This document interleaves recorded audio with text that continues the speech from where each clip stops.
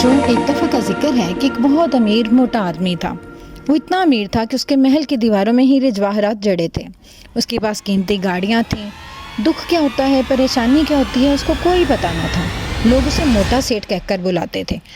मोटा सेठ सिर्फ अपने मोटापे की वजह से थोड़ा सा परेशान था। वो कभी वर्जिश करता, कभी कोई कसरत करता, बाग में जाता, हमेशा अपने जिस्म को कम करने के लिए तरह तरह के टोटके आजमाता था। लेकिन वो खाना पीना नहीं छोड़ता था।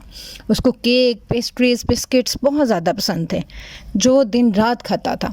खाने पीने की तरफ उसका ध्यान हर वक्त लगा रहता। लेकिन मोटापे को भी वो कम करना चाहता था, क्योंकि मोटापे की वजह से अब उसकी टांगें दुखने लगती थीं। उसकी टांगें उसके तवाना जिस्म का वज़न नहीं उठा पा रही थीं। इसलिए वो चाहता था कि उसका वज़न कुछ कम हो जाए, उसका फूला हुआ पेट कुछ कम हो जाए।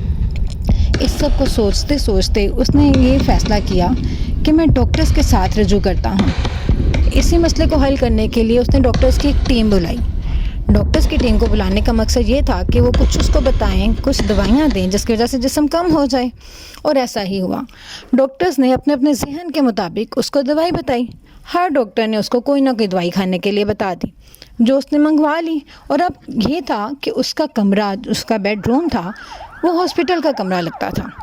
हर तरफ अद्वियात पड़ी रहती, जो कभी दिन में खा रहा था तो कभी रात में खा रहा था।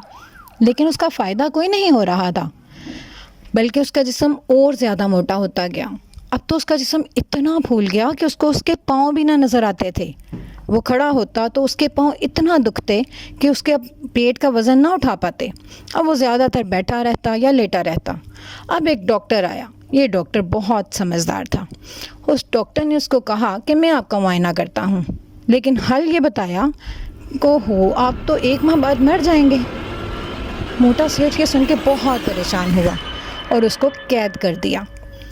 डॉक्टर को कैद सिर्फ इसलिए किया क्योंकि उसने उसके मरने की बात क्यों की थी, लेकिन खुद वो इस बात को लेके परेशान था कि मैं वाकई में मर जाऊंगा। दिन रात उसको ये फ़िक्र लाहिक होती कि मैं मर जाऊंगा। इसी सोच में मुब्तला होते होते वो कमज़ोर होता गया कि मैं 30 दिन बाद मरने वाला हूँ। एक दिन उसका वज़न कुछ कम हुआ, फिर और कम होते होते वो सूख कर कांटा हो गया और इस तरह से उसका वज़न कम हो गया। अब वो दोबारा उस डॉक्टर के पास गया। उसने उससे कहा कि देखो, 1 माह तो गुजर गया, लेकिन मैं तो नहीं मरा, बल्कि मेरा वज़न कम हो गया और देखो अब तो मैं कितना हैंडसम लगता हूँ।